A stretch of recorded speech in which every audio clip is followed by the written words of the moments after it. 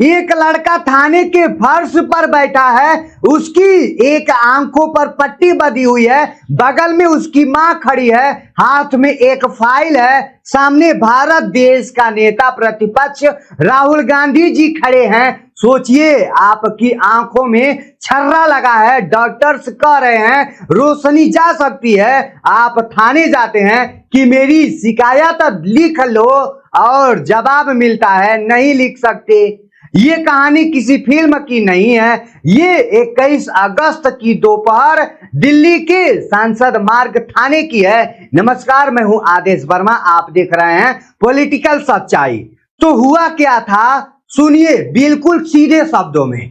20 जुलाई को जंतर मंतर पर कुछ छात्र जाम किए थे, वो शांतिपूर्ण तरीके से मार्च निकाल रहे थे। उनका कहना था कि हमें अपनी बात कहनी है। पुलिस और छात्रों के बीच धक्का मुक्की हुई। इसी बीच एक लड़का घायल हो जाता है, उसका नाम साहिल लोचप बताया जाता है, उसकी उम्र 19 साल बताई जाती है। अब ये साहिल लोचप कौन है? कोई नेता नहीं है, एक आम छात्र है, दिल्ली में पढ़ता है, घर में मां ज्योति है, पिता दीपक हैं। 20 जुलाई के बाद उसकी जिंदगी बदल गई। उसकी मां बताती है उस दिन के बाद से वो ठीक से नहीं देख पा रहा है। साहिल कहता है मेरे ऊपर वायलेट गन चली। पैलेट गन मतलब छोटी छोटी लोहे की गोलियां चली जो हवा में फैल जाती है। उसके शरीर में 200 से ज्यादा छर्रे हैं, आंखों में 3 छर्रे हैं, एक छर्रा दिल के बिल्कुल पास है जिसे डॉक्टर्स हाथ भी नहीं लगा सकते हैं। एम्स में उसकी 2 सर्जरी हो चुकी है, फिर भी एक आंखों से दिखना बंद हो चुका है। ये बात सुनकर कोई भी मां डर जाएगी। अब यहां से कहानी का दूसरा हिस्सा भी शुरू होता है। साहिल ठीक होने के बाद 14 अगस्त को अपनी मां और अपनी वकील स्वाति खन्ना के साथ दिल्ली पुलिस के पास जाता है।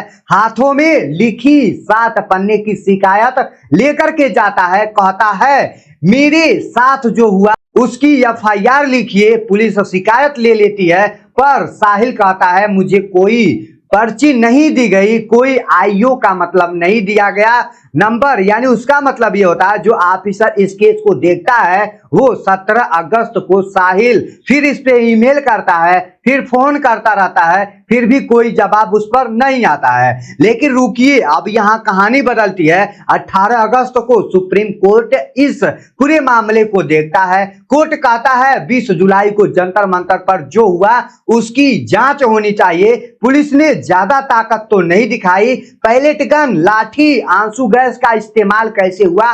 कोर्ट 5 लोगों की एक कमेटी बनाता है। इस कमेटी में मुखिया है सुप्रीम कोर्ट के पुराने जज जस्टिस आर सुभाष रेड्डी जी हैं। उनके साथ पंजाब हरियाणा हाई कोर्ट के पुराने chief justice Ravishankar Jha, Delhi high court की पुरानी जज जस्टिस शालिंदर कौर, सीबीआई के पुराने डायरेक्टर ऋषि कुमार शुक्ला और मेघालय के पुराने डीजीपी LR बिश्नोई इसमें शामिल है। कोर्ट कहता है देखिए पुलिस सही थी या गलत, और छात्रों ने भी पुलिस पर हाथ तो नहीं उठाया।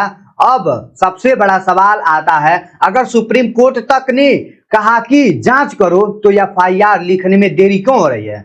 21 अगस्त शुक्रवार की जो सुबह थी, राहुल गांधी लोकसभा में नेता प्रतिपक्ष साहिल और उसकी मां और वकील के साथ संसद मार्ग पर पहुंचे थे। यहां पर आप तस्वीरें देख सकते हैं।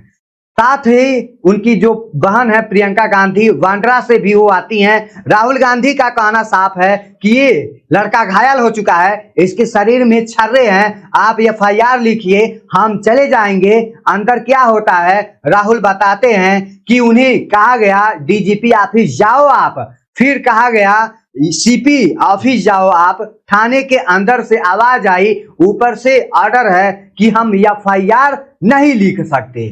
इसी पर तो राहुल गांधी थाने के बाहर बैठ जाते हैं। कहते हैं मैं 10 दिन तक बैठूंगा, 20 दिन तक बैठूंगा, 50 दिन बैठना पड़ जाए तो मैं बैठूंगा, और 6 महीने तक बैठना पड़ जाए तो मैं बैठूंगा। जब तक एफआईआर नहीं लिखोगे मैं यहां से हिलूंगा तक नहीं। वहां मौजूद लोगों ने नारे लगाना शुरू कर दिया। ध्यान दीजिए, यही बात तो 2 साथ एक बात निकालती है। बात यह है कि पुलिस की तरफ से क्या कहा गया। पुलिस दिल्ली के ज्वाइंट सीपी नुपुर प्रसाद सामने आते हैं। वो कहते हैं मैंने 2 दिन पहले ही जांच लिया है, हमने शिकायत ले ली है। पुलिस अधिकारियों ने जो पुरानी एफआईआर 20 जुलाई के प्रोटेक्ट को लेकर के हुआ था उसकी जांच क्राइम ब्रांच कर रही है, मतलब पुलिस कर रही है। हमने कागज ले लिया है, प्रोसेस शुरू है। दूसरी बात, राहुल गांधी की तरफ से जो आता है, जो कहा जाता है कि राहुल कहते हैं कि कागज लेना एफआईआर लिखना नहीं होता है। एफआईआर लिखना मतलब कानून में केस शुरू होना होता है। अगर छर्रे शरीर में आए तो क्राइम तो हुआ है। अगर आपने पायलट गन नहीं चलाई तो किसने चलाई? किसी ने तो चलाई है। अगर किसी ने नहीं चलाई तो क्या लड़के ने खुद अपने ऊपर चला ली? ये सवाल है। अब आप सोचेंगे कि एफआईआर इतनी जरूरी क्यों है। मैं आपको बताता हूं दोस्तों, आसान भाषा में समझाता हूं। ये देखिए, एफआईआर का मतलब पहली लिखित शिकायत होता है जो पुलिस को लिखनी ही पड़ती है। ये पुलिस लिखती है। अगर कोई कहे कि मेरे साथ गोली चोट या बड़ा जुल्म हुआ है, एफआईआर के बाद ही जांच होती है, तो मेडिकल रिपोर्ट जुड़ती है, सबूत इकट्ठा करती है। बिना एफआईआर के कुछ भी शुरू नहीं होता है। इसलिए परिवार बार बार कह रहा था प्लीज एफआईआर लिख लीजिए। अब आते हैं उस 8 घंटे वाली बात पर। साहिल के परिवार ने बताया कि वो सुबह 11:30 पर थाने आए थे, फिर डीजीपी ऑफिस, फिर उधर इधर घूमते घूमते शाम तक 8 घंटे निकल गए। आप सोचिए, एक घायल लड़का आंखों में पट्टी बांध करके मां के साथ 8 घंटे थाने के चक्कर लगाता है। इसी बीच कांग्रेस के नेता सलमान खुर्शीद भी थाने पहुंचते हैं। उन्होंने कहा हमें उम्मीद है न्याय मिलेगा, हम समर्थन में आए हैं। अब कहानी में एक और मोड़ आता है। उसी दिन 21 अगस्त को ही जब राहुल गांधी थाने में बैठे थे, रक्षा मंत्री राजनाथ सिंह सामने आते हैं वंदे मातरम के मुद्दों पर। वो कहते हैं कांग्रेस ने वंदे मातरम का सम्मान नहीं किया है, ये संविधान के खिलाफ है। ये मुद्दा कहां से आया? कांग्रेस वर्किंग कमेटी ने कहा था कि हम वंदे मातरम के पहले 2 अंतरे गाएंगे, क्योंकि 1937 में और फिर 1950 में संविधान सभा ने यही तय किया था कि हम इस पर वकील और राज्यसभा सांसद कपिल सिब्बल ने प्रेस कॉन्फ्रेंस की है। उन्होंने कहा था कि 1950 में संविधान सभा में ये फैसला सबने मिलकर लिया था, एक आदमी का फैसला ये नहीं था। उसमें श्यामा प्रसाद मुखर्जी भी थे जो जनसंघ के बड़े नेता थे। तो फिर इसे देश विरोधी कैसे कह सकते हैं? दिल्ली सरकार के मंत्री आशीष सूद ने कहा राहुल गांधी सुर्खियों में रहने के लिए ऐसा कर रहे थे। देखिए, 2 कहानियां यहां से एक ही दिन कैसे चल रही है। एक तरफ एक लड़का थाने में एफआईआर मांग रहा है, दूसरी तरफ वंदे मातरम पर बहस शुरू हो गई है। आप पूछोगे वायलेट गन क्या सच में चली थी?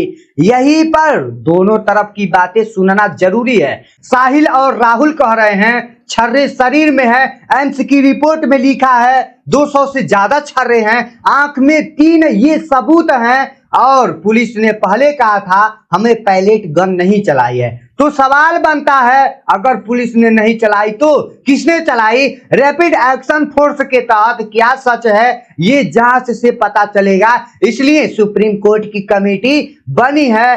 अब अंत में मैं आपसे 5 सवाल पूछना चाहता हूं, बिल्कुल सीधे है। जो पहला सवाल है सरकार से, जो 20 जुलाई को पायलट गन नहीं चली तो साहिल के शरीर में 200 छर्रे कहां से आए? आप ये कमेंट में बताइएगा। और अगर चली तो किसके कहने पर चली? दूसरा सवाल, पुलिस से अगर शिकायत 14 अगस्त को मिली थी तो 21 अगस्त तक एफआईआर की कॉपी परिवार को क्यों नहीं मिली? पुलिस अधिकारियों का नाम बताने में इतना समय क्यों लगा? तीसरा सवाल है जो विपक्ष से है, आप एफआईआर के लिए थाने में बैठे, अच्छी बात है, ये बुरी बात नहीं है। जब तक सरकार वंदे मातरम जैसे मुद्दे पर बात घुमाती है तो आप जनता के दोनों मुद्दों का सच कैसे समझाएंगे बिना बहस भड़काए? चौथा सवाल साहिल से, तुमने कहा मुझे अभी भी दिखाई नहीं दे रहा है, तुम्हारी अगली सर्जरी कब है? आप ये भी बता दो ना। और तुम किस तरह की मदद चाहिए।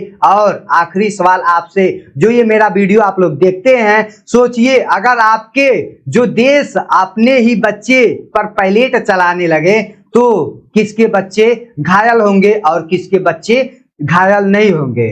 अगर थाने में एफआईआर लिखना ही 8 घंटे का काम बन जाए तो एक आम आदमी न्याय के लिए कहां जाएगा।